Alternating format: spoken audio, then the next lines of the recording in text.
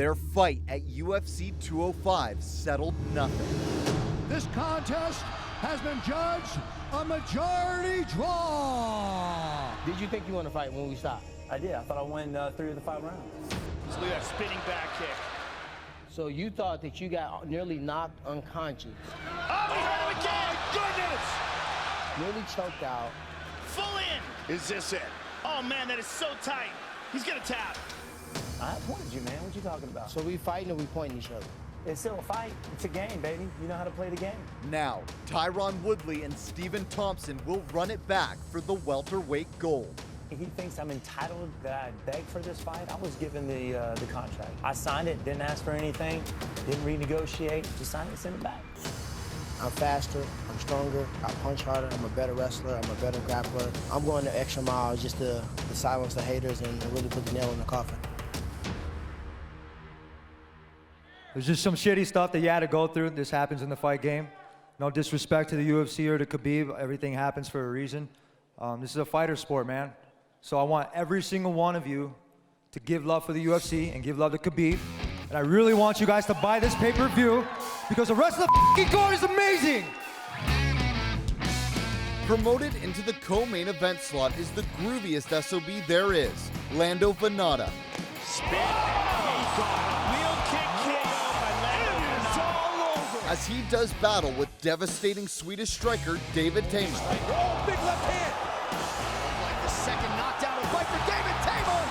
Plus, you'll hear the latest from Michael Bisping and George St. Pierre ahead of their middleweight title showdown. This is the most comprehensive and entertaining pre-fight show on the world's premier 24/7 television channel, dedicated to the complete coverage of combat sports. It's UFC 209, Woodley versus Thompson 2, and it starts right now.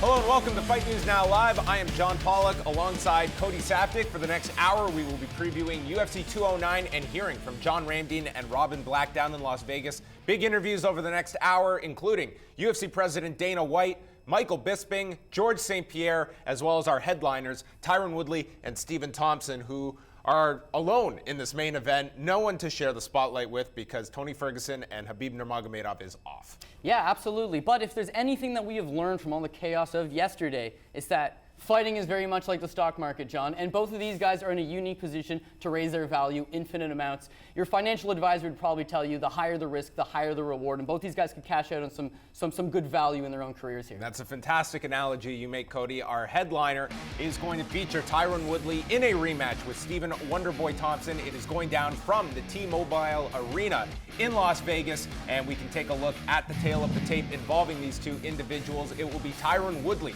the 34-year-old coming into this championship title defense, who will be giving up a slight reach advantage to Stephen Thompson. And as we heard earlier this week, Cody, from Stephen Thompson when he was speaking with us, was the fact that he does plan to go into this fight heavier than in the first fight with Tyron. Yeah, that's obviously the real difference. When you look at the similarities, you're going to have the same matchup that you did the first time. They're both the same height. They're both 34 years old. Everything is still parallel to that first encounter. Although it's Stephen Thompson bringing in the variables. It's Stephen Thompson deciding, you know what? I'm going to get a little bigger. I'm going to get a little stronger. And I'm going to change my game plan a little bit. We don't know the changes that Tyron Woodley's made. He brought in the same training partners for camp. He spent the large majority at that camp, at the same gym. He's doing all the same things. So if Thompson's the one that switches up the game plan, then maybe it favors him. Or if you're Woodley, it was working largely in the first fight, so why bother changing anything? Very interested in this encounter. All right, we will now hear from the reigning and defending UFC welterweight champion, Tyron Woodley. I think you can see a 2.0 version of myself. I feel good, I'm relaxed, I'm calm, as you guys can see. And that's the calmness that you have when you know you prepare. You know you turn every stone over. I left no doubt. My condition is to the point where I don't have to think, should I explode on this takedown now? Should I ground and pound, or should I, wait till them bring it? I don't have to think about those things. I can go out there, I can fight freely, I can do what I want because my coaches have prepared me, my training partners have given me an amazing look, and I push myself to the limit because I want to leave no doubt. I really want to close this chapter, and I want to move on to becoming the greatest welterweight of all time. And it only takes me to go out there and just beat guys like this over and over again. And when I hang it up, I'll be that guy. There's only one thing that scares me about an opponent. If you got one punch KO power, you got the ability to either take me down or not take me down. Yes, he has a great and very creative way of striking, but I can't imagine his coaches have prepared him to take me down, to clinch me against the cage, to get in close quarters with me and bang it out. I 100% guarantee if they did that, they set him up for failure. So he does have creativity, but that's one realm of the entire sport of mixed martial arts. If you look at all other categories, explosiveness, the ability to close the gap, power, wrestling, clinch work, grit, all those things are going to favor to my side. And even in the last bout, the creative striker was outstruck by the quote-unquote wrestler. So I respect him, but it's only one champion, and you're looking at him. Is it important to have techniques and tools tucked in your back pocket to use in a scenario where people may have never seen them before? I got a feeling that you're trying to get me to give you some info that I'm not. It's always good to have some technique in reserve. If I just wrestled everyone, they would know what to plan for. If I try to knock everybody out, with a vicious right hand, then they would know what to plan for. I think the ability to have so many different wrinkles in your arsenal allows you to go out there and make choices on the spot. His sport, he might lift his leg up, and in his mind, he doesn't know where he's going to land at until he sees the opportunity.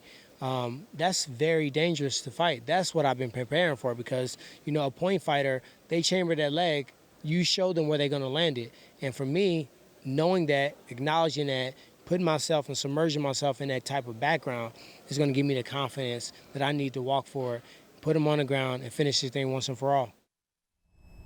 That was Tyron Woodley, who looks to defend his championship later tonight against Stephen Thompson in their rematch. And we go back to that first fight, Cody. And yes, it was a majority draw, but I think we can agree the dominant rounds were won by Tyron Woodley in the first and fourth. Yeah, and as we spoke about earlier in the week, now that you're kind of changing the judging criteria on what a 10-8 round is, then in many ways it's perhaps possible that Woodley had a 10-8 round in the first round as well as the fourth round. And hell, that fourth round could even be considered a 10-7 by some people's standards. Mind you, one judge scored the first round a 10-8 and the fourth round a 10-9, which is just mind-boggling. Well, obviously we have an issue with MMA judging in general, but I feel like when you go back just a couple months ago, they're telling you one thing, well, a 10-9 has to be just really, or a 10-8 has to be really dominant. And even though Woodley's very dominant, it's the way that round ends with Stephen Thompson popping his head out of the guillotine, having top position, maybe landing a few strikes.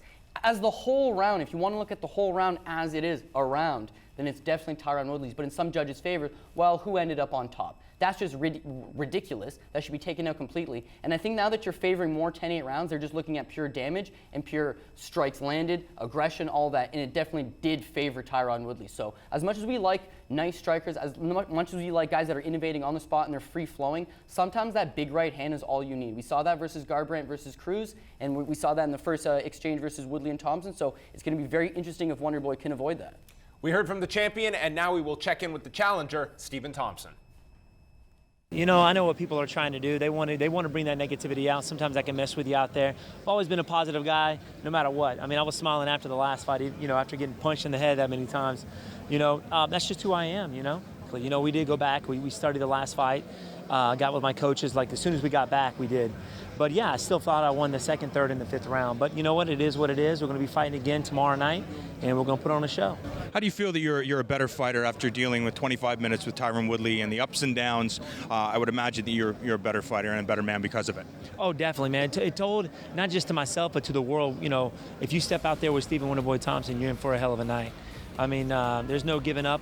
You're going to have to tap me out or knock me out. So, I learned a lot about myself that, when you're put in those situations where most people would tap or give up, I didn't. And did you know that about yourself? I'm sure you thought it, but when you're in the fire, it's completely different than believing it in your head. It is, and I learned the first time when I fought Matt Brown, my second fight. It was a rough one. I remember I didn't have energy first 30 seconds in the first round. I was done, but I told myself I'm not giving up. I'm going to give this guy a heck. He may win, but you know what? I'm out there. I want to be in his face the entire time. So yeah, but it is cool to actually reinforce that, to let you know that, hey man, you can take this and keep on going. The rematch for the welterweight championship headlines tonight's pay-per-view involving Tyron Woodley and Stephen Thompson, with the pay-per-view main card kicking off tonight from Las Vegas at 10 p.m. Eastern.